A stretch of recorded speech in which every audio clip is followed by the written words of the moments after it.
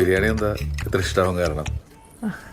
അത് പണ്ട് എൻ്റെ കുട്ടിക്കാലത്ത് വീട്ടിൽ ബിരിയാണി എന്ന് പറഞ്ഞുണ്ടാക്കുന്നത് വെജ് ബിരിയാണി ആയിരുന്നു. ഇവിടെ വന്ന് ഈ ബിരിയാണി കഴിച്ചപ്പോഴാണ് മനസ്സിലായ അത് പുലാവ്, ഇതാണ് ബിരിയാണി.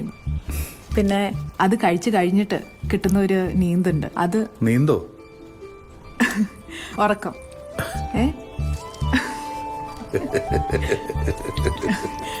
അത് കഴിഞ്ഞിട്ട് കിട്ടുന്ന ഒരു ഉറക്കം, അത് സൂപ്പറാ.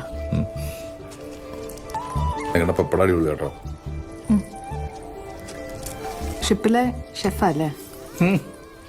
ഷെഫൊന്നുമില്ല, ഷെഫിനെ സഹായിക്കുന്ന അസിസ്റ്റന്റ്. ഓ, അസിസ്റ്റന്റാ. അപ്പൊ ഷിപ്പിലെ ബിരിയാണിയും ഇങ്ങനത്തെയാ?